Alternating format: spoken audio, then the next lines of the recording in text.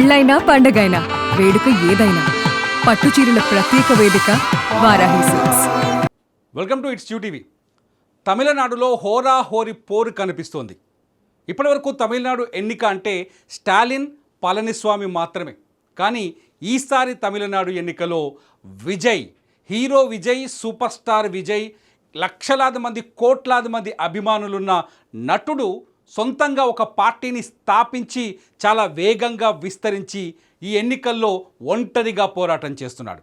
మరి తమిళనాడులో స్టాలిన్ ప్రభుత్వాన్ని చూసినా, స్టాలిన్ చేసిన అభివృద్ధి కార్యక్రమాలు చూసినా, స్టాలిన్ అధికారంలో ఒక దిగ్గజంగా కనిపిస్తున్న, స్ట్రాంగ్గా కనిపిస్తున్న స్టాలిన్ని విజయ్ ఢీకొట్టగలడా?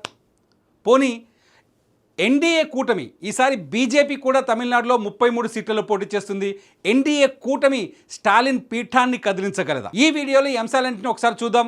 మనతో పాటు అనలిస్ట్, అట్లాగే రాజకీయాలకు సంబంధించిన పూర్తి వ్యూహకర్త, అట్లాగే ఇట్స్ టీవీ CEO శివరాచర్ల గారు కూడా జాయిన్ అవుతారు. ముందు తమిళనాడు ఎలక్షన్స్లో ఓటర్ల సంఖ్య ఏందో ఒకసారి చూద్దాం.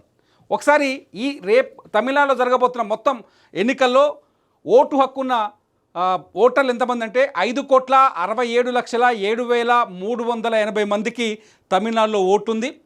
వీళ్ళు హ్యాపీగా తమ ఓటుని వినియోగించుకోవచ్చు. ఇందులో పురుషులు వచ్చేసి 2,77,38,925 మంది ఉన్నారు.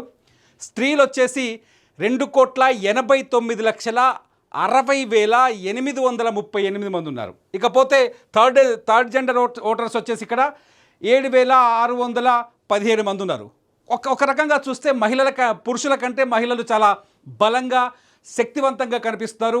మహిళా ఓటర్లని ఏ పార్టీ ఆకట్టుకుంటే ఆ పార్టీకి బెనిఫిట్ జరిగే అవకాశం ఉంది. ఇకపోతే ఏ కూటమి సంగతి చూద్దాం.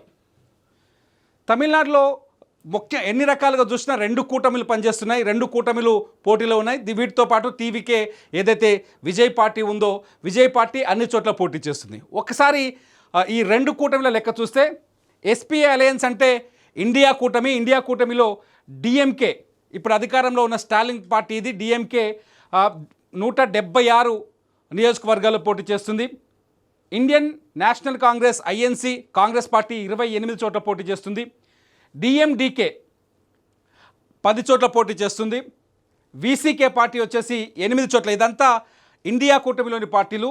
సిపిఎం వచ్చేసి 5 చోట్ల, సిపిఐ 5 చోట్ల, ఐయుఎంఎల్ ఇండియన్ యూనియన్ ముస్లిం లీగ్ అనే పార్టీ 2 చోట్ల. మొత్తంగా ఇండియా కూటమి సంబంధించిన పార్టీలు 1 2 3 4 5 6 7 7 పార్టీల కూటమి. 7తో పాటు మరికొన్ని పార్టీలు వీళ్ళకి మద్దతు కూడా తెలుపుతున్నాయి. అయితే సీట్ల వరకు మాత్రమే మనం ఈ వీడియోలో చూపిస్తున్నాం.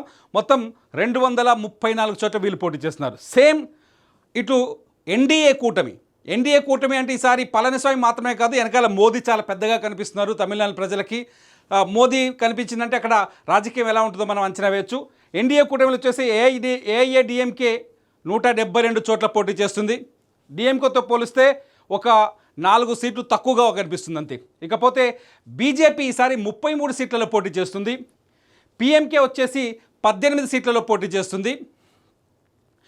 ఏఎంఎంకే అమ్మ మక్కల్ మున్నెట్ర కజగం 11 చోట్ల పోటీ చేస్తుంది. మొత్తంగా 234 చోట్ల ఇక్కడ ఎన్డీఏ కూటమి పోటీ చేస్తుంది. సో పోటీ బలంగా కనిపిస్తుంది. మొత్తం ఈ 234 చోట్ల విజయ్ మిస్ అయినాం అనుకోదు. విజయ్ కూడా 234 చోట్ల పోటీ చేస్తున్నాడు కాబట్టి ఇక్కడ పోల్చి చూపాల్సిన అవసరం లేకుండా పోయింది. సో గత ఎన్నికలతో పోలిస్తే ఈ ఎన్నికలు చాలా డిఫరెంట్గా, కొత్తగా కనిపిస్తున్నాయి. ఈ ఎన్నికల్లో 3 పార్టీలు వచ్చినాయి. ఈ ఎన్నికల్లో ఒక నానుడి నడుస్తుంది తమిళనాడులో. ఒకటి వచ్చేసి ద్రవిడ సిద్ధాంతము, రెండోది వచ్చేసి బానిస సిద్ధాంతము, ఒక పొలిటీషియన్ చేసిన కామెంట్ ఇది. మూడోది వచ్చేసి సినిమా హీరోయిజం. ఈ మూడింటి మధ్య పోటీ జరుగుతున్న చర్చ జరుగుతుంది. అసలు ఏం జరుగుతుంది తమిళనాడులో? ఈ అంశాన్ని మనతో చర్చించడానికి శివరాచర్ల గారిని వెల్కమ్ చేస్తున్నాను. శివరాచర్ల గారు, హాయ్. యాక్చువల్గా నేను చెప్పిన ఇంట్రో చూసిన తర్వాత మీకు తమిళనాడు ముఖ చిత్రం ఆల్మోస్ట్ అలా కనిపించింది, మీరు చూస్తున్నారు రెగ్యులర్గా. సో ఏం జరుగుతుంది తమిళనాడులో? సో ఈ స్క్రీన్ మీద మనకు కొన్ని పార్టీ పేర్లు ఉన్నాయి. తమిళనాడులో ఒక సపరేట్ కల్చర్ ఉంటుంది. వాస్తవంగా తమిళనాడులో దాదాపు 16 పార్టీలు, 21 పార్టీలు పోటీలో ఉన్నాయి. కానీ మనకి ఇక్కడ ఉన్న పేర్లు 6+4 సీట్లు వచ్చిన వాళ్ళు మాత్రం మనకి సీట్లు వచ్చే వాళ్ళకి కూడా. ఓకే. అయితే ఇక్కడ ఏం చేస్తారంటే ఆ సింబల్ మీద కాకుండా వేరే పార్టీ సింబల్ మీద పోటీ చేపిస్తారు. ఓకే. ఇప్పుడు భారతీయ జనతా పార్టీ తరఫున 33 మంది భారతీయ జనతా వేరే పార్టీ వాళ్ళు ఉంటారు. ఈ పార్టీ తరఫున కూడా వేరే పార్టీ వాళ్ళకి ఈ పార్టీ సింబల్ ఇస్తారు. ఓకే. ఆ కల్చర్ ఒకటి ఉందన్నమాట. ఓకే. సో మీకు బ్యాలెట్ పేపర్ పోతే ఏ సింబల్స్ ఉంటాయి, కానీ పార్టీల పరంగా చూసినప్పుడు ఎక్కువ ఉంటుంది. ఉదాహరణకి ఇక్కడ మీకు ఖుష్బు, హీరోయిన్ ఖుష్బు వాళ్ళ హస్బెండ్ అవును. మదురై సెంట్రల్ నుంచి పోటీ చేస్తున్నారు. అవును. ఆ పార్టీ పేరు పిఎన్కే, పుదయ నీతి కచ్చిల్ పార్టీ, పిఎన్కే. ఆ పార్టీ ఇక్కడ లేదు. ఆ పార్టీ ఎక్కడ పోటీ చేస్తుందంటే అన్నాడీఎంకే సింబల్ మీద పోటీ చేస్తుంది. ఓకే. ఆ కల్చర్ ఇక్కడ ఉంది. అంటే పార్టీలు కలిసి అంతే. ఎందుకంటే ఆ గుర్తులు అలాగే గుర్తుల సమస్యలు లేకుండా వాళ్ళు ఏం చేస్తారంటే కొన్ని పార్టీలని ప్రధానమైన పార్టీలు డిఎంకే కింద కొంతమంది పనిచేస్తారు. ఇక్కడ ఇంకో మీకు జవహర్లోనే ఒక ఆయన ఉంటారు. ఇప్పుడు కూడా 2 సీట్లు ఉన్నాయి ఆయన పార్టీ. ఇందులో నాకు మొత్తం ఈ అలయన్స్ లో నాకు దాదాపు 10 పార్టీల పైన కనిపించాయి. జవహర్లాల్ పార్టీ లాస్ట్ ఎలక్షన్లో 2 సీట్లు గెలిచింది. పాపనాశం ఒక సీట్, ఇంకో సీటు గెలిచింది. వాళ్ళు ఇప్పుడు కూడా పోటీ చేస్తున్నారు. వాళ్ళు వచ్చేసి డిఎంకే సింబల్ కింద పోటీ చేస్తూ ఉన్నారు. ఓకే. సో ఇట్లా ఏంటంటే వాస్తవంగా బరిలో ఉండే పోటీలు దాదాపు 25 వరకు ఉంటాయి. ఓకే. కానీ బ్యాలెట్ పేపర్ మీదకి వచ్చే వరకు మాత్రం ఇట్లా ఉంటుంది. ఈ కల్చర్ ఒక తమిళనాడులోనే బాగా ఉంది. తమిళనాడు ఓటరు కూడా ఇప్పుడు కూడా కన్ఫ్యూజ్ కాడు, ఎవరికి వేస్తున్నా కన్ఫ్యూజ్ కాడు, ఆ గుర్తు చూసి వేసేస్తాం. సో రాచల్ల గారు చాలా స్పష్టంగా చాలాసార్లు వింటున్నది, రిపీట్ అవుతున్నది, ఇప్పుడున్న వాళ్ళు కూడా అనాలిసిస్ చేస్తున్నది. పర్సంటేజీలు మారితే అంటే ఓటింగ్ పర్సంటేజ్ పెరిగితే లేకపోతే ఓటింగ్ పర్సంటేజ్ తగ్గితే ఫలితం చేంజ్ అవుతుందంటారు. ఎంతవరకు నిజం ఇది? ఇది పూర్తిగా అసంబంధమైనది, అశాస్త్రీయం, అన్సైంటిఫిక్. ఇది బెస్ట్ ఎగ్జాంపుల్ 2016 తమిళనాడే తీసుకోండి. 2011 కన్నా 2016లో దాదాపు 1.2% ఎంతో పెరిగి ఉంటుంది. మీకు చూపిస్తాను నేను, అది చూపించాను. ఈ డేటా చూద్దాం. ఓకే. సో 2011లో ఇది టోటల్ ఓట్ షేర్ మీకు బ్లూలో కనిపించేదంతా. ఓకే. ఇక్కడ తగ్గింది. ఇక్కడ 73.6%. ఇక్కడ తగ్గింది 16. సో 78 నుంచి 73 తగ్గింది. ఓకే. అధికార పార్టీ రిటైన్ అయింది. జనరల్గా కూడా ఏంటంటే ఓటింగ్ పెరిగితే అధికార పార్టీ ఓడిపోతుంది, తగ్గితే గెలుస్తుందని ఆలోచన ఉంది. ఇక్కడ ఇది ఫిట్ అవుతుంది. మీకు అత్యంత రీసెంట్ జరిగిన మహారాష్ట్ర ఎన్నికల్లో దాదాపు 5% పెరిగింది. బీహార్లో కూడా దాదాపు 5% పెరిగింది. అవును. అక్కడ 200+ సీట్లతో అధికార పార్టీలు తిరిగి గెలిచాయి. అధికార పార్టీలో మళ్ళీ విజయం సాధించాయి. మీకు 2018, 2016, 2018 కర్ణాటకలో జరిగిన ఎన్నికల్లో ఓటింగ్ శాతం పెరిగింది. కాంగ్రెస్ పార్టీ ఓడిపోయింది తక్కువ సీట్లతో, కానీ కాంగ్రెస్ పార్టీకి ఓట్లు 2 పెరుగుతాయి, కానీ గవర్నమెంట్ బీజేపీ వస్తుంది. కాబట్టి ఓటింగ్ శాతానికి అంతిమ ఫలితానికి మధ్యలో ప్రతిసారి మనం చెప్పలేం, ఒక యూనివర్సల్ రూల్ లాగా చెప్పలేం, ఆ సందర్భాన్ని బట్టి ఉంటుంది. ఇప్పుడు బీహార్, మహారాష్ట్రకు మనం ఏం అనాలిసిస్ ఇచ్చారంటే స్పెషల్ బీహార్కి ఎస్ఐఆర్ వల్ల దాదాపు 75 లక్షల ఓట్లు తగ్గిపోయినాయి కాబట్టి ఓటింగ్ పర్సంటేజ్ పెరుగుతూ ఉంది. దానివల్ల దాని మీద దీన్ని డైరెక్ట్గా ఈ రిజల్ట్కు అప్లై చేయొద్దు అని చెప్తున్నారు.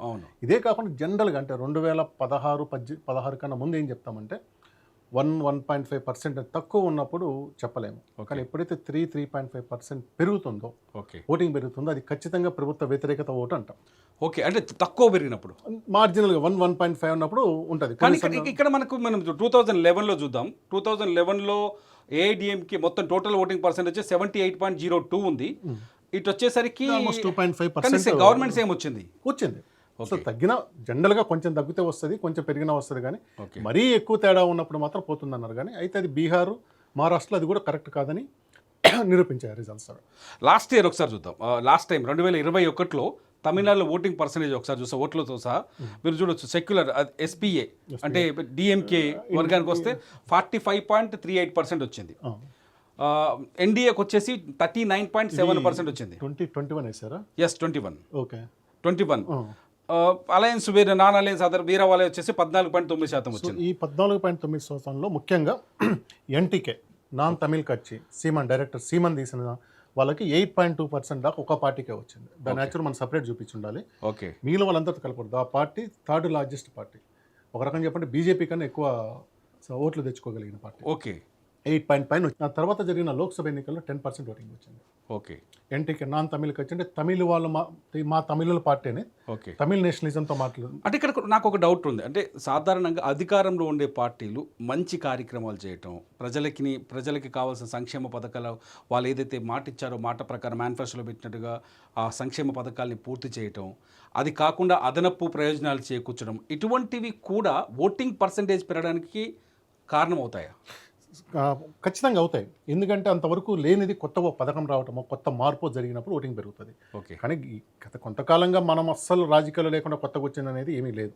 కాబట్టి పథకాల వల్ల పెరగటం ఉండదు. కాకుంటే కొన్నిసార్లు ఎలక్షన్ కమిషను, కొన్నిసార్లు పార్టీలు కూడా ఏంటంటే కాన్సన్ట్రేట్ చేసి మొత్తం ఓటర్ ఎన్రోల్మెంట్ బలంగా చేసుకొని ఎక్కువ మందిని ఓటర్లు చేర్చుకోవటము, దానివల్ల ఏంటంటే ఓటింగ్ పెరిగే అవకాశం ఉంటుంది. సో క్యాంపెయిన్ కూడా. రెండోది పోలింగ్ అప్పుడు కూడా పోలింగ్ మీద కాన్సన్ట్రేషన్ చేసి ఎక్కువ శాతం ఓటింగ్ జరిగేలాగా బూత్ స్థాయిలో పనిచేస్తే పెరుగుతుంది. మూడోది డబ్బు ప్రభావం. ఓకే. డబ్బు బాగా పనిచేయాలనుకున్నప్పుడు ఎక్కువ మంది ఓటింగ్ అనేది వస్తుంది. అయితే తమిళనాడులో డబ్బు ప్రభావం కొంచెం తక్కువే. ఈసారి తమిళనాడులో త్రిముఖ పోటీ కనిపిస్తుంది. అంటే స్టాలిన్ బలంగా కనిపిస్తున్నాడని కొన్ని సర్వేలు ప్రీ పోల్ సర్వేలు చెప్తున్నాయి. ఆ తర్వాత ఇటు చూస్తే మనకు ఎన్డీఏ కూటమి కూడా బలంగా కనిపిస్తుంది. ఎందుకంటే నేషనల్ నుంచి కొంత వాళ్ళకి బలం ఎనర్జీ వచ్చింది. ఇవన్నీ కాకుండా లోకల్ టాలెంట్ చాలా స్పష్టంగా చాలా శక్తివంతంగా ఢీకొట్టే ప్రయత్నం చేస్తున్నాడు విజయ్. సో సిచ్యువేషన్ ఎట్లుంది అనుకోవచ్చు మనం? విజయ్ తన ప్రచారంలో ఒక డైలాగ్ చెప్తున్నారు, మనకు ఎవరు నాయకులు, గత 50 ఏళ్ళలో మనకు నాయకులు ఎవరు. ఓకే. ఫస్ట్ పేరు కామరాజ్ నాడర్ పేరు చెప్తున్నాడు, ఆ తర్వాత అన్నాదురై, ఆ తర్వాత ఎంజీఆర్, ఆ తర్వాత ఎవరు అని ఆయన పబ్లిక్గా అడుగుతా ఉన్నాడు. ఓకే. ఈవెన్ కరుణానిధి పేరు కూడా ఆయన చెప్పట్లేదు. అవును, జయలలిత పేరు జయలలిత పేరు కూడా చెప్పట్లేదు. కామరాజ్ నాడర్, అన్నాదురై, ఎంజీఆర్ తర్వాత ఎవరు, నేనే నాయకుడిని, ఈ మధ్యలో నాయకులే లేరు, ఓన్లీ పాలకులు మాత్రమే ఉన్నారని చెప్తా ఉన్నాడు అనమాట. ఓకే. తమిళనాడు రాజకీయాల్లో యాంటీ ఇన్కంబెన్సీ అనే దానికన్నా కానీ కూటముల వల్ల రిజల్ట్ ప్రభావితం అవుతుంది. రెండోది ఒక నాయకుడి పట్ల ఉన్న నమ్మకం. ఆ నాయకుడి పట్ల ఉన్న నమ్మకమే జయలలిత 2016లో మళ్ళీ గెలవడానికి కారణం. ఓకే. కూటములు పరిస్థితుల వల్ల మారిందానికి మీల ఎన్నికలంతా కూడా కారణమవుతుంది. 2016లో జయలలిత లీడర్షిప్ కాబట్టి ఆమె గెలిచింది, వేరే వల్ల కాలేదు. అయితే విజయ్ ఇండైరెక్ట్గా చెప్పేది ఏంటంటే ఎడపడి పళనిస్వామి అని ఆయన కూడా నాయకుడు కాదు. ఓకే. స్టాలిన్ ఆయన దాదాపు 73-74 ఏళ్ళ వయసు ఉంది, 50 ఏళ్ళ నుంచి రాజకీయాల్లో ఉన్నాడు, సీఎంగా ఉన్నా కానీ అతన్ని కూడా నాయకుడు గుర్తించట్లేదు. మీరు కేవలం ఎన్నిక కాబడ్డా అంటే ప్రజలకు అవకాశం లేదు కాబట్టి నిన్ను ఆయన గెలిపించుకుంటూ వచ్చారు. ఈరోజు ఎంజీఆర్ తర్వాత నేను వచ్చాను, నేను అన్న వర్డ్ కరెక్టే, లోకల్ టాలెంట్ వచ్చానా అని చెప్పుకుంటున్నారు. సో వాస్తవంగా కూడా విజయ్ ఒకవేళ ఆయన పెద్ద ఎత్తున పెట్టి విమర్శ చేసినా కానీ ఈరోజు కూడా గ్రౌండ్లో తిరిగినప్పుడు నేను దాదాపు 32 రోజులు గ్రౌండ్లో దాదాపు 14 జిల్లాలు తిరిగాను. గ్రౌండ్లో మీ నాయకుడు ఎవరన్నప్పుడు పేరు ఎంజీఆర్ దగ్గర అయిపోతుంది, కొంతమంది జయలలిత పేరు వస్తుంది, కరుణానిధి పేరు కొన్ని చోట్ల వస్తుంది తప్పితే స్టాలిన్ పేరు, ఎడపడి పళనిస్వామి పేరు చాలా తక్కువ వస్తుంది. ఓకే. వాళ్ళ అభిమానులు కూడా ఏం పేరు చెప్తారంటే మేము జయ అభిమానులం కాబట్టి అన్నా డిఎంకేకి వేస్తాము, లేదా కరుణానిధి లేక అన్నాదురై అభిమానులం కాబట్టి డిఎంకే, ఇట్లానే ఉంటుంది అనమాట. ఓకే. అంటే మీ తమిళనాడులో చాలా డీప్గా చాలా రూట్స్ వరకు వెళ్ళొచ్చారు, నిన్న మనం చూస్తున్నాం. అంటే ఇక్కడ మన ఆంధ్ర తెలంగాణకు వస్తే కొంత కమ్యూనిటీల ప్రభావం కనిపిస్తుంటుంది. ఇక్కడ కూటమిలు అన్నీ కమ్యూనిటీ బేస్డ్ అయి ఉంటాయి, కులాల ఆధారంగా ఉంటాయి. తమిళనాడులో ఈ క్యాస్ట్ ఎఫెక్ట్ కనిపిస్తుందా మనకి? అసలు తమిళనాడు అంటే ఈ క్యాస్ట్ సిస్టమ్ని అర్థం చేసుకోవడానికి దాని మీద పెద్ద పిహెచ్డి చేయాలి. ఆంధ్రాలో కానీ తెలంగాణలో కానీ ఒక కులం ఉందంటే మ్యాక్సిమం అదే కులం. రెడ్డి అంటే ఒక రెడ్డి సబ్ క్యాస్ట్ ఏవి కులాలు కాదు, వాళ్ళ పెళ్ళిళ్ళు సాంప్రదాయాల కోసం. కమ్మవారంటే ఆ కమ్మ అంటే కమ్మలో ఒకటారికి ఉంటుంది, వెలమ అంటే వెలమ, యాదవ అంటే యాదవ ఒకటే ఉంటుంది. కానీ తమిళనాడు అట్లా ఉండదు. గౌండర్ అన్నామంటే గౌండర్లో 10 శాఖలు ఉంటాయి. ఓకే. వెల్లాల గౌండర్, కొంగునాడు గౌండర్, తర్వాత వక్కలిక గౌండర్, ఇట్లా చాలా ఉంటాయి. తర్వాత ఆ వెల్లాలర్ అనే పదంతో ఒక 10-15 క్యాస్టులు కనిపిస్తాయి.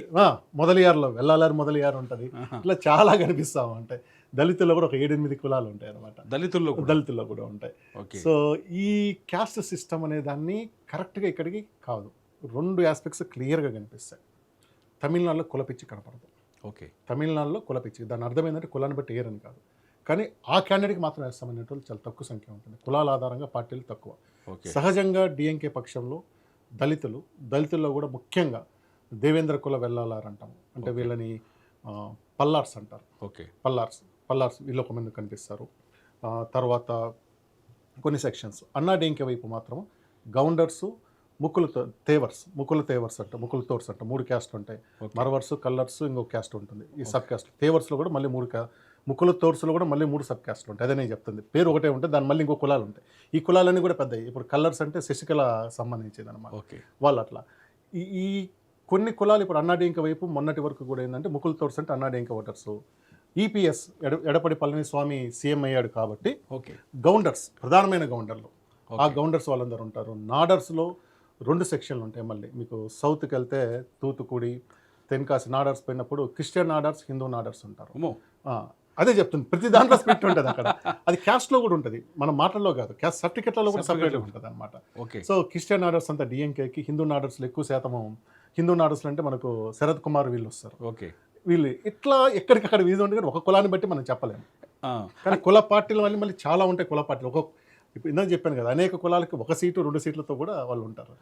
అంటే ఇప్పుడు తమిళనాడుకి వచ్చేసరికి మీరు ఇప్పుడు మనకు ఈ ప్రస్తావన వచ్చేసరికి క్రిస్టియన్, హిందూ అని చెప్పేసి తమిళనాడులో మనకి ఆ వార్ చాలా స్పష్టంగా కనిపిస్తుంది. ఒకటేమో ఏంటంటే ద్రవిడ వాదము అని చెప్పేసి, రెండోది వచ్చేసి సంప్రదాయవాదం అండి. ఇప్పుడు సనాతన ధర్మవాదము సింపుల్గా చెప్పాలంటే. సరే, విజయ్ని సినిమా కోటలో చూపిస్తున్నారు. సో ద్రవిడ వాదానికి ఉన్న శక్తిని అంటే లేకపోతే మొదటి నుంచి మనకు ద్రవిడవాదం చాలా బలంగా కనిపిస్తుంది, విజయం సాధిస్తూ వస్తుంది. ఏ పార్టీ వచ్చినా ద్రవిడులుగా ద్రవిడవాదాన్ని అనుసరించాల్సిన పరిస్థితి ఏర్పడుతుంది. ఈసారి ఈ సనాతన ధర్మ ప్రయోగం సక్సెస్ అయ్యే అవకాశం ఉంది. సనాతన ధర్మ ప్రేమ ఇప్పటిదే కాదు, గత ఎన్నికలు కూడా చేశారు. ముఖ్యంగా బీజేపీ అన్నామలైని ఎప్పుడైతే చేసిందో, అన్నామలై చేసిన దీక్షలు యాత్రలతో దానికి చాలా ప్రయత్నం చేశారు. ముఖ్యంగా 2024 లోక్సభ ఎన్నికల్లో స్వతంత్రంగా అన్నాడీగా స్వతంత్రంగా వాళ్ళు పోటీ చేసి చాలా చేశారు, కానీ రిజల్ట్ రాలేదు. మనకు తమిళనాడు, తెలంగాణ గవర్నర్ చేసిన తమిళసై కూడా అక్కడి నుంచి పోటీ చేసి ఓడిపోయినారు. మళ్ళీ ఇప్పుడు మైలాపూర్ నుంచి పోటీ చేస్తూ ఉన్నారు. సనాతన ధర్మము కొన్ని ఏమంటారు సీట్లు అయితే తీసుకురాలేదు. అన్నామలై వల్ల వచ్చిన ఓట్లు, ఆయన కోయంబత్తూరులో సెకండ్ ప్లేస్కి వచ్చాడు. అన్నాడీఎంకే సిపిఎం అది వీళ్ళు గెలిస్తే 2వ ప్లేస్లో బీజేపీ ఉంది, ఓకే 3వ ప్లేస్లో అన్నాడీఎంకే ఉంటుంది. ఓకే ఆయనకు వచ్చిన ఓట్లు సనాతన ధర్మమైన ఓట్లు కాదు అవి, అవి గౌండర్స్ ఓట్లు. ఈయన గౌండర్, ఈయన ఈపీఎస్ తర్వాత అన్నామలై వీళ్ళందరూ కూడా గౌండర్లు. గౌండర్ల యూత్ కోయంబత్తూరు ప్రాంతంలో ఆయనకు విపరీతమైన ఫాలోయింగ్ వచ్చేసి ఆయనకు ఓట్లు వచ్చినాయి అనమాట. అది ఫెయిల్ అయింది. దానికోసమే అన్నామలైని వాళ్ళు పక్కన పెట్టేసి మళ్ళీ అన్నాడీఎంకేతో కలిసి, ఎందుకంటే మీకు సెంటర్లో సీట్లు తగ్గిపోయినాయి కదా, వాళ్ళకి స్వతంత్రంగా రాకుండా మళ్ళీ ఎన్డీఏ కూటమి మీద ఆధారపడే పరిస్థితి వచ్చింది కాబట్టి పక్కన పెట్టి, అంటే ఈపీఎస్ ఏమంటారు అన్నామలై వీళ్ళందరూ కూడా కొంగునా నుంచి వచ్చిన వాళ్ళే. సేలం, ఈరోడ్, తిరువూరు, కరూర్, కోయంబత్తూర్ ఈ ప్రాంతం నుంచి వచ్చిన వాళ్ళే. ఈ ప్రాంతంలో అన్నామలై ఈ was young man, police officer, డైనమిక్గా పెరుగుతున్నాడు కాబట్టి కులం లేని పట్టు తప్పుతూ ఉంది. ఓట్ల పరంగా కూడా అన్నాడీఎంకే ఓట్ బ్యాంక్ని బీజేపీకి షిఫ్ట్ చేస్తున్న కోణంతో ఎడపడి పళనిస్వామి అడ్డుకోవడంతో ఆయన పక్కన పెట్టారు. సో దానివల్ల ద్రావిడవాదం అనేది మొదటి నుంచి ఉంది. గత 5-6 ఏళ్ళ కింద, ఇంకా నేను చెప్పండి, అన్నామలై వచ్చిన తర్వాత కూడా ద్రావిడ వ్యతిరేక పదం మాట్లాడటానికి భయపడేవాళ్ళు రాజకీయాలు. ఒక్కళ్ళు ఎవరైనా ద్రావిడ వ్యతిరేక, అన్నాదురైకి వ్యతిరేకంగా మాట్లాడితే లేదా పెరియార్కి వ్యతిరేకంగా మాట్లాడితే మన ఓట్లు రావనుకునేవాళ్ళు. అన్నామలై దాన్ని బ్రేక్ చేశాడు. ద్రావిడవాదం కాదు సనాతనవాదం రావాలని అన్నాడు.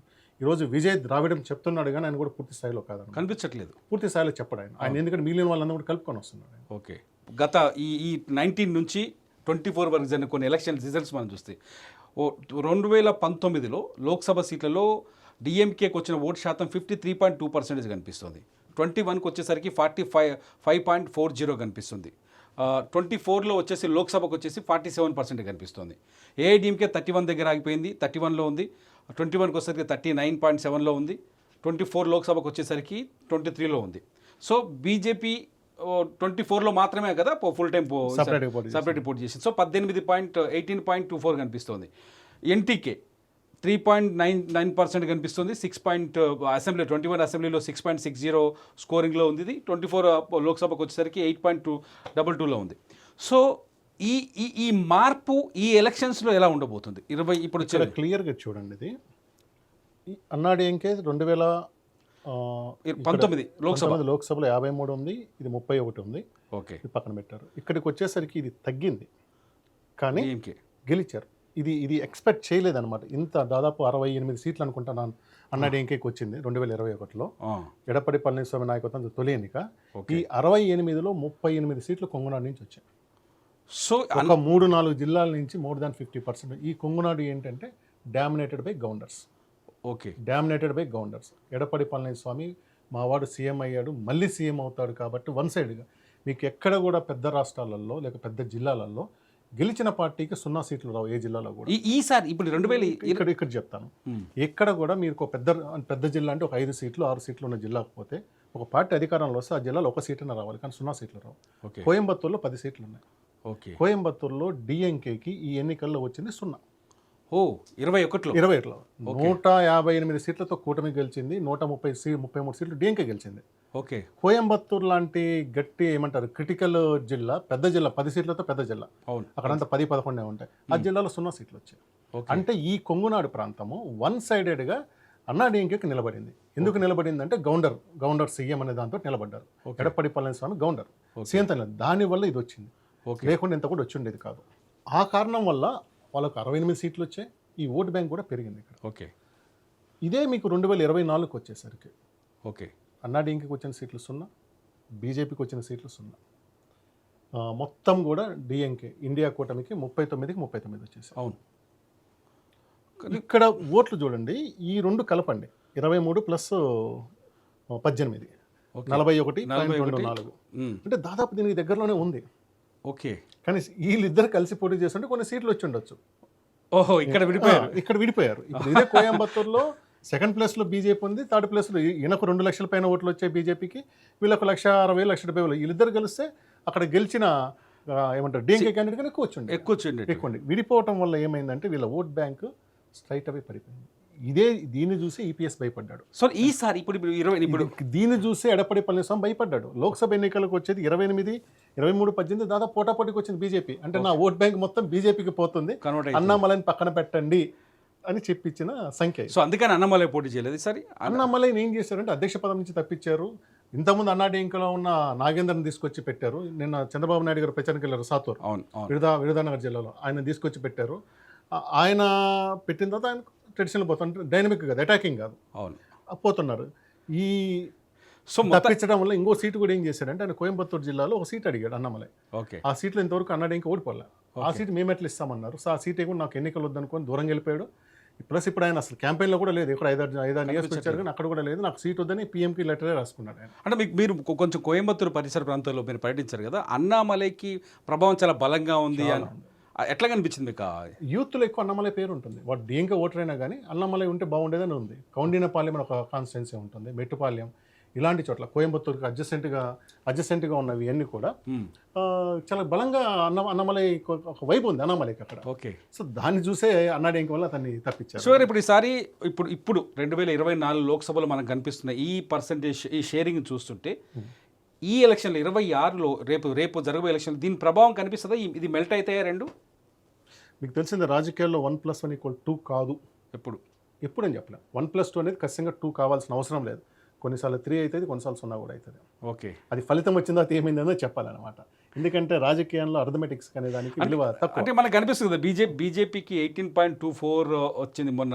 2 సంవత్సరాల్లో అంత చేంజ్ వస్తుందా? ఇప్పుడు మీరు అన్న కమ్యూనిటీ ఎందుకు ఇక్కడ నుంచి ఇక్కడ చేంజ్ ఉన్నట్లు కానీ ఇక్కడ నుంచి కూడా చేంజ్ ఉండొచ్చు. పళనిస్వామికి ఇది పర్సెంటేజ్ పెరగవచ్చు కదా, ఇంకా కలిసి పెరుగుతుంది. ఇతను సీఎం, ఇది లోక్సభ కాబట్టి వేరే ఉంటుంది.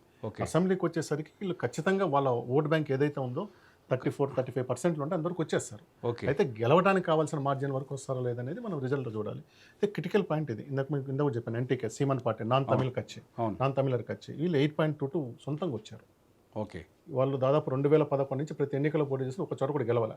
కానీ ఓట్ శాతం చూడండి ఆల్మోస్ట్ డబుల్ పెరుగుతూ వస్తుంది.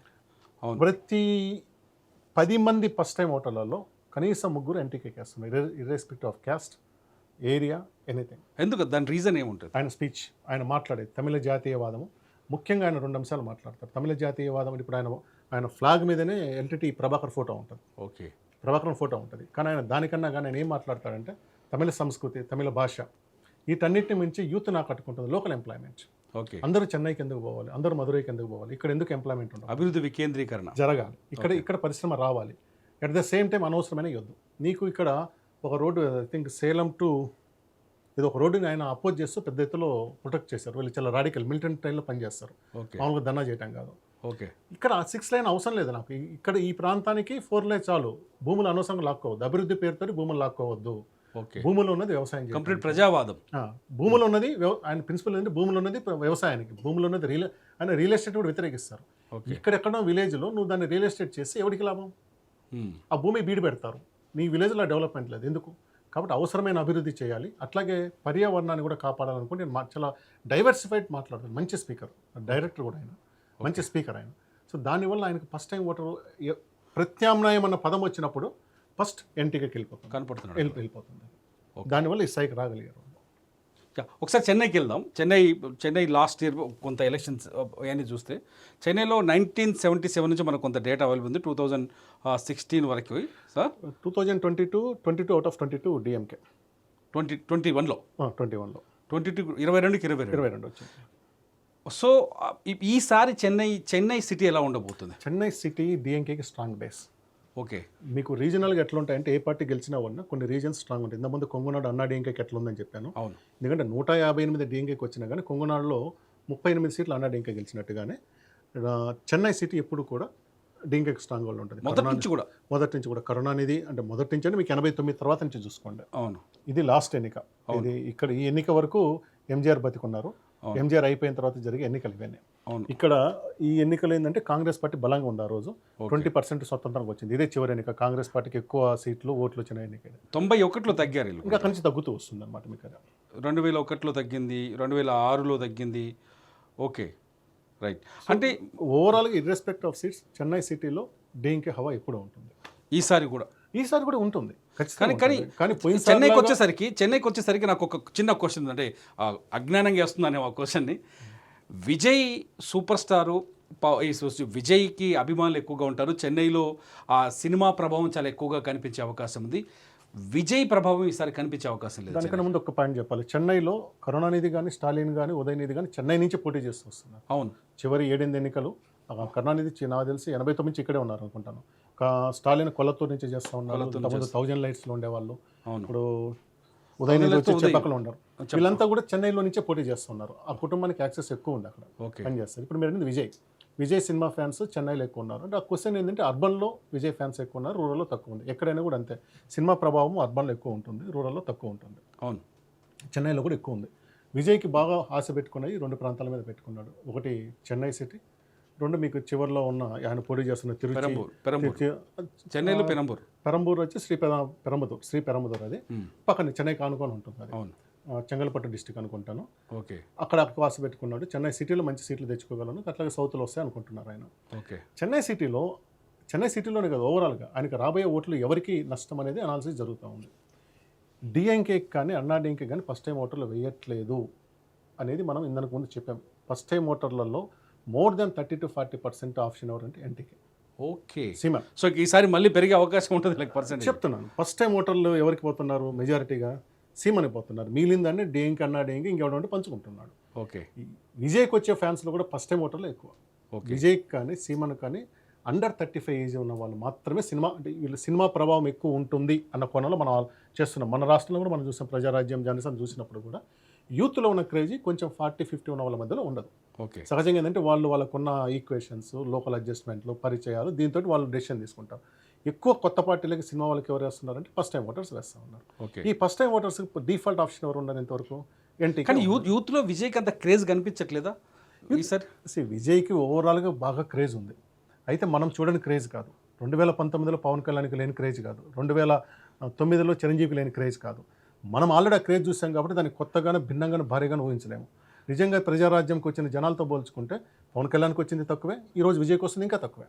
ఓకే, కానీ తమిళనాడు స్థాయికి విజయ్లో క్రేజ్ ఉంది. మీకు ఒకటే టిపికల్ పాయింట్ ఏం చెప్తామంటే, సినిమా ఫ్యాన్స్ వాళ్ళ ఓటు వాళ్ళు ఎక్కడుందో వాళ్ళకి తెలుసా, ఏ బూత్కి వేయాలో తెలుసా? ఫస్ట్ క్వశ్చన్ అడిగాడు ఇదే. మనం ఫీల్డ్లో అడుగుతున్నప్పుడు కొంతమంది చెప్తున్నారు, నీ ఓటు ఎక్కడుంటుందో నీకు తెలుసా? అది ఏంటన్నది కూడా వాళ్ళకి తెలియదు అనమాట. ఫలానా బూత్లో మనం ఉండాలి, ఓటర్ లిస్ట్ పెట్టుకో, చాలా మందికి తెలియదు. కొంతమంది మాత్రం మనం ఆ రోజు చూసుకుంటాం, వెతుకుంటామన్నారు. ఆ రోజు చూసి వెతికి ఏపిచ్చే మెకానిజం ఉన్న పార్టీలే ఎన్నికలు గెలుస్తాయి. ఓకే, లేకుంటే ఏమైందంటే ఓట్లు ఉండి కూడా, అంటే అభిమానులు ఉండి కూడా ఓట్లుగా కన్వర్ట్ కారు. సినిమా వాళ్ళకి వచ్చే అతిపెద్ద ఛాలెంజ్ ఇదే.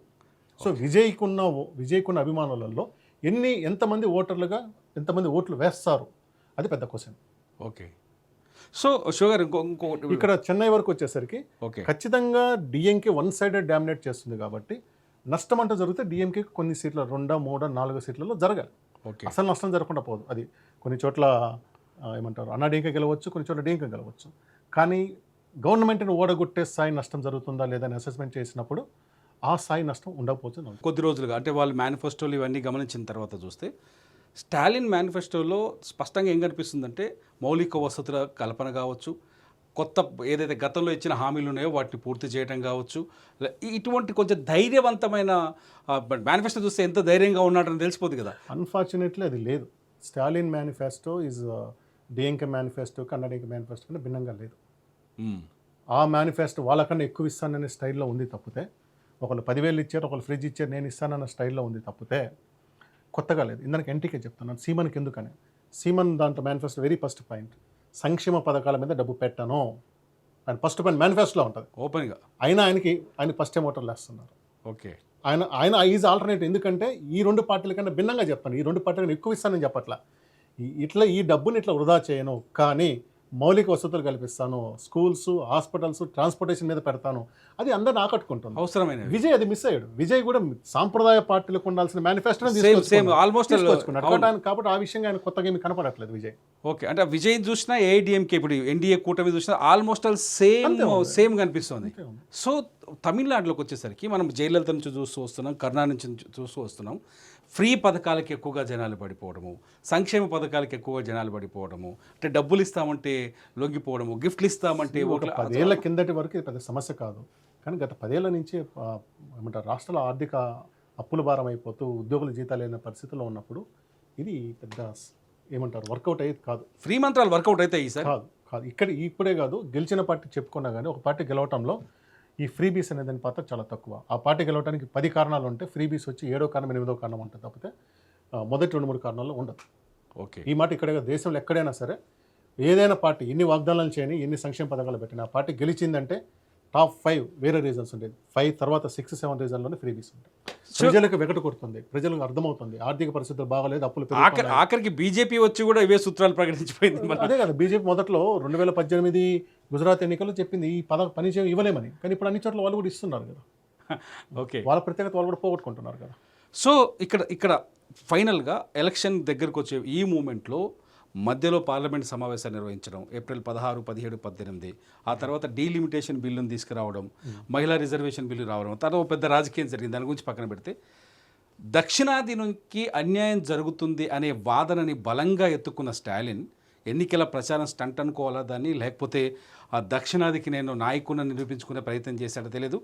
డీలిమిటేషన్ బిల్లును తగలబెట్టాడు, ఆ తర్వాత బిల్లు వీగిపోయిన తర్వాత సంబరాలు చేశాడు.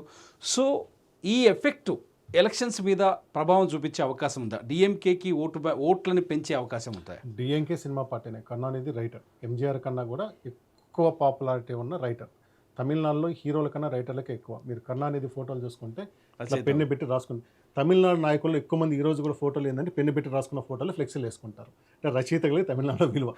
తర్వాత ఎంజీఆర్ సూపర్ స్టార్, ఆయన మాస్ ఇమేస్తే ఆయన రావచ్చు కదా. డిఎంకే పార్టీ చేసే స్టెంట్ మొత్తంలో కూడా మోస్ట్ సినిమాటిక్ ఉంటుంది. అన్నా డిఎంకే కన్నా కానీ, అన్నా డిఎంకే జయలలిత సినిమా నుంచి వచ్చింది కానీ ఇక్కడ ఉంటుంది. మీకు లాస్ట్ ఎన్నికల్లో 2021 ఎన్నికల్లో వాళ్ళ ఇంటి మీదకి ఐటీ రైట్ చేస్తామంటే ఉదయనిధి స్టాలిన్ ఆ ఇంట్లో ఒక గోడ నుంచి ఒక ఇటుకని తీస్తాడు. ఇటుకని తీసుకొచ్చి చూపిస్తాడు, ఇది నా అడ్రస్, ఇది ఆ ఇంటికి ఇటుక అడ్రస్, ఈ అడ్రస్కి రాండి అని సినిమాటిక్గా చెప్తాడు. అట్లాగే స్టాలిన్ కూడా ఇప్పుడు కాల్చి చెప్తున్నారు. అయితే ఇది స్టాలిన్ చేసిన డ్రామా కాదు, బీజేపీ అవకాశం ఇచ్చింది. వాళ్ళు ఏ ప్రయోజనం ఆశించి ఎక్కడ చేర్చారో కానీ ఇది అవకాశం ఇచ్చింది అనమాట. దాన్ని వ్యతిరేకిస్తున్నారు. మనకు సీట్లు తగ్గుతాయంటే వాళ్ళు చెప్తున్నట్టుగా 20-15తోనే కాదు, మన మధ్యలో ఉన్న గ్యాప్, ఉత్తరాదికి దక్షిణాది మధ్యలో గ్యాప్ పెరుగుతుంది. ఎప్పుడైతే గ్యాప్ పెరుగుతూ ఉందో, ఎప్పుడైతే దక్షిణాది అవసరం తగ్గిపోతుందో మన ప్రాముఖ్యత తగ్గిపోతుందని ఉంది. ప్లస్ మన ఓటర్ల కన్నా, మన ఉమ్మడి ఆంధ్ర ఓటర్ల కన్నా తమిళనాడు ఓటర్కి అవేర్నెస్ ఎక్కువ. దేని పథకాలు దేనికి వస్తున్నాయంతో అవేర్నెస్ ఎక్కువ. మనం నష్టపోతుంది వాళ్ళకు ఉంది. దాన్ని స్టాలిన్ చాలా ఏమంటారు చాకచక్యంగా దాన్ని ఉపయోగించుకోగలిగారు. నేను ఒక కీలకమైన కామెంట్ జరిగింది ఎలక్షన్ ముందు. మల్లికార్జున ఖర్గే ఒక భయంకరమైన కామెంట్ చేశాను నరేంద్ర మోదీ పైన. నరేంద్ర మోదీ ఉగ్రవాది, తర్వాత తప్పించుకున్నట్టున్నాడు. నరేంద్ర మోదీ ఉగ్రవాది అని చెప్పడం, ఇవాళంతా బీజేపీ అంతా రాస్తారోకలు ధర్నాలు కూడా చేసింది. కాంగ్రెస్ ఎఫెక్ట్ ఏ స్థాయిలో ఉంటుంది తమిళనాడులో? కాంగ్రెస్ పార్టీ వాళ్ళు మహామేధావులు. ప్రతి ఎన్నికల్లో పోలింగ్ 2 రోజుల ముందు 3 రోజుల ముందు బీజేపీకి కావాల్సింది వీళ్ళే ఇచ్చేస్తారు. ఏ ఉగ్రవాది అనాల్సిన అవసరం ఎందుకు? PM 15 ఏళ్ళ ఆయన ఎందుకు ఉగ్రవాది అంటావు నువ్వు? అంటే ఇంకొక రాజకీయ అర్పణ చేయాలని దాన్ని అంతా పెట్టుకుని వాళ్ళకి కావాల్సిన చివరి 2 రోజులు తమిళనాడు అంత ఉండకపోవచ్చు, కానీ ఇదే మీకు గుజరాత్, మధ్యప్రదేశ్, రాజస్థాన్ విపరీతంగా ఉంటుంది. ఇక్కడ ఆ స్థాయిలో ఉండకపోవచ్చు. అంటే పశ్చిమ బెంగాల్ దృష్టిలో పెట్టుకొని మాట్లాడుంటాడా? పశ్చిమ బెంగాల్ మమతా వర్సెస్ మోడీ అన్నప్పుడు వేరు. ఏంటంటే పెద్ద ఆయన ఫ్లోలో అనేసి ఉంటాడు అంతే. మొత్తంగా మీకు రిజల్ట్ ఎలా వచ్చే అవకాశం కనిపిస్తుంది? లాస్ట్ ఇయర్ ఒకసారి చూద్దామా. లాస్ట్ ఇయర్ 2021 లెక్కలు చూస్తే ఒకసారి డిఎంకేకి పర్సంటేజ్ కంటెస్టెడ్ సీట్స్ వచ్చేసి డిఎంకే 188 చోట్ల చేసింది, 133 సీట్లను గెలుచుకుంది. కాంగ్రెస్ వచ్చేసి 25 చోట్ల పోటీ చేసి 18 సీట్లు గెలుచుకుంది. సిపిఐ 6 చోట్ల పోటీ చేసి 2 సీట్లను గెలుచుకుంది. వీసీకే 4 సీట్లను గెలుచుకుంది. సిపిఎం వచ్చేసి 6 చోట్ల పోటీ చేసి 2 సీట్లను గెలుచుకుంది. ఐయుఎంఎల్ వచ్చేసి 3 చోట్ల పోటీ చేసింది, ఏమీ గెలుచుకోలేదు. మొత్తం 159తో వాళ్ళు 60 సీట్లు పెరిగాయి గతంతో పోలిస్తే. 2016తో దాదాపు 5.9 6% ఓట్లు పెరిగాయి, 61 సీట్లు పెరిగాయి. సో ఇటు వచ్చేస్తే ఎన్డీఏ కూటమిలోకి వచ్చేసి ఏఐడిఎంకే వచ్చేసి 191 ప్లేసెస్లో కంటెస్ట్ చేస్తే 66 సీట్లను మాత్రమే గెలుచుకుని 70 సీట్లను కోల్పోయింది. అంటే జయలలిత లేని ఎలక్షన్ కదా ఇది, జయలలిత తర్వాత జరిగిన ఎలక్షన్. సో పిఎంకే ఇప్పుడు పిఎంకే వెళ్తా లేదంటున్నది కదా. ఉంది పిఎంకే ఉంది, కానీ పిఎంకే స్ప్లిట్ అయింది. తండ్రి కొడుకుల మధ్యలో వచ్చింది. రామదాస్ శశికళతో ఉన్నారు, ఎన్నికల క్యాంపెయిన్లో లేడు ఆయన. ఓకే, సో పిఎంకి వచ్చి 23 చోట్ల పోటీ చేసి 5 చోట్ల గెలిచింది. వాళ్ళు కొత్తగా వచ్చినట్టున్నాయి లాస్ట్ ఇయర్. బీజేపీ 20 చోట్ల పోటీ చేస్తే 4 సీట్లు గెలుచుకుంది. సో ఇది చూస్తే ఈసారి కూటములు మారినాయి, అక్కడ ఈక్వేషన్స్ మారిపోయినాయి. పోటీ చేసే సీట్ల సంఖ్యలో కూడా తేడా వచ్చేసింది. డిఎంకే తగ్గినట్టే కదా సో ఈసారి. ఈ కూటమిలో ఈసారి ప్రధానంగా ఉన్న పార్టీలు ఏంటంటే DMDK Vijayakanth party. Okay, Vijayakanth party ఇటు ఉంది. పోయినసారి లోక్సభ ఎన్నికల్లో అది అన్నాడీఎంకేతో ఉంది. విజయకాంత్ కొడుకు ప్రభాకరన్, అతని పేరు ప్రభాకరన్ విజయకాంత్ విరుధానగర్ ఎంపీగా పోటీ చేసి దాదాపు 3-4 వేల తేడాతో ఓడిపోతాడు డిఎండికి. వాళ్ళు ఈసారి ఇటు ఉన్నారు. విజయకాంత్ ఓట్ బ్యాంక్ ఈ రోజు కూడా విజయకాంత్ అభిమానులు సానుభూతి పరులు ఉన్నారు. ఓకే, తర్వాత ఇక్కడ ఎంఎండికే లేదు, వైగోది లేదు, కానీ వైగో పార్టీ కూడా పోటీ చేస్తూ డేటా ఉంది మన దగ్గర. డిఎండికే ఇది విజయకాంత్ పార్టీ. అట్లాగే ఎంఎండికే ఉంటుంది, అవును, అది వైగో పార్టీ. వాళ్ళు కూడా కొన్ని సీట్లలో పోటీ చేస్తూ ఉన్నారు. ఇది కలిసి రావటం ఈసారి డిఎంకే కూటమికి ప్లస్. ఇది ఓకే, ఇది ప్లస్. ఇది ఏంటంటే కనీసం ఒక 50 నియోజకవర్గాల్లో నియోజకవర్గానికి 2,000 ఓట్లు 3,000 ఓట్లు ఉన్న పార్టీ ఇది. ముఖ్యంగా కడలూరు, విరుధానగరం, విరుధాచలం, ఇటు కొంత మదురై, తేని ఈ ప్రాంతంలో, సౌత్ ప్రాంతంలో విజయకాంత్ ఫాలోయింగ్ ఉంది, విజయకాంత్ సింపతి ఉంది కొంతమందికి. ఓకే, ఈ పార్టీ చాలా బలమైన పార్టీ, వీసీకే పార్టీ. ఓకే, విడుదలై చిరుతలై కచ్చి ఈయన ఎంపీ కూడా, ఇప్పుడు చిదంబరం ఎంపీ కూడా. ఈ పార్టీ దళిత పార్టీది. దళితుల్లో ఆది ద్రావిడియన్స్కి ఎక్కువ మంది దీన్ని సపోర్ట్ చేస్తారు.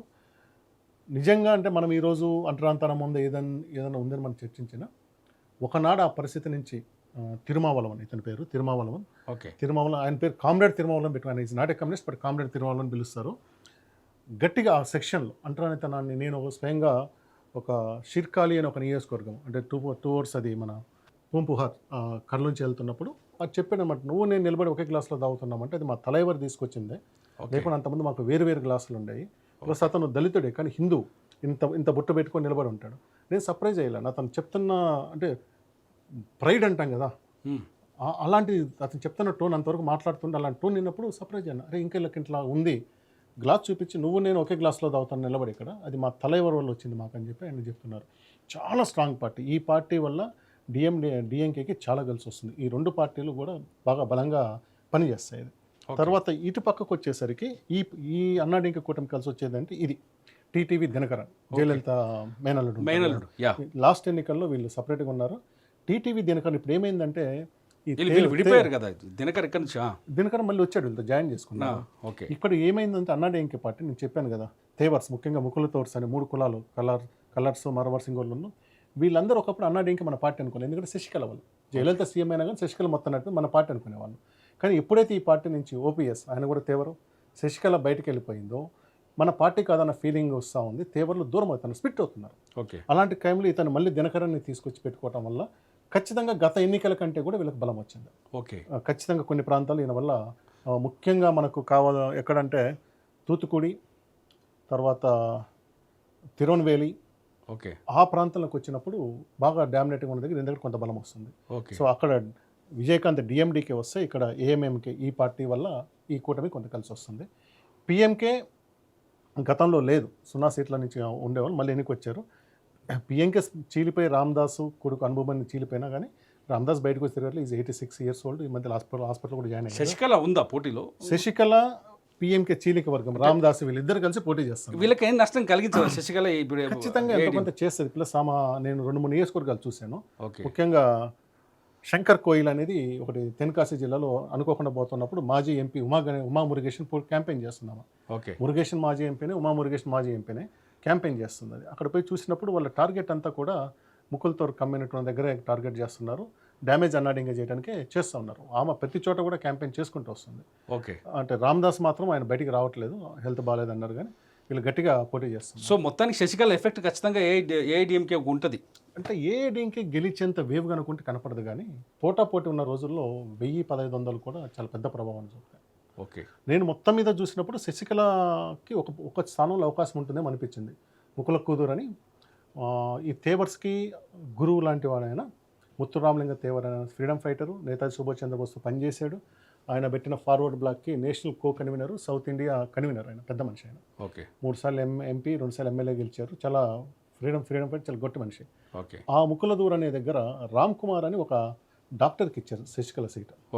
అక్కడ మాత్రం వైబ్ కనిపిస్తుంది, ఆయన గెలుస్తాడేమో అనిపిస్తుంది. ఒకవేళ గెలవలేకపోయినా ఖచ్చితంగా సెకండ్ ప్లేస్కి వస్తాడు, 2-3 వేల తగ్గ సెకండ్ ప్లేస్కి వస్తాడు. సో లాస్ట్ ఈ డిబేట్లో మనం అనుకుంటే లాస్ట్ క్వశ్చన్లో, ఇప్పటిదాకా మనం మాట్లాడుతూ మొదటి క్వశ్చన్ ఏదైతే దాన్ని మళ్ళీ లాస్ట్లో తీసుకొస్తాను. గత పోలింగ్ పర్సంటేజ్లు పరిశీలిస్తే ఈసారి పోలింగ్ పర్సంటేజ్ డిఫరెంట్గా కనిపించే అవకాశం కనిపిస్తుంది. ఖచ్చితంగా పెరగాలి. ఎప్పుడైతే మూడో పార్టీ వస్తుందో, విజయవాడ మూడో పార్టీ వస్తుందో, ఓటింగ్ పర్సెంట్ పెరుగుతుంది. ఓకే, ఖచ్చితంగా పెరుగుతుంది. ఫలితాన్ని మార్చొచ్చా? అది ఫలితాన్ని మార్చడానికి ఇందాక చెప్పాను కదా, ఈ రెండింటి సంబంధం లేదు. పెరుగుతుంది.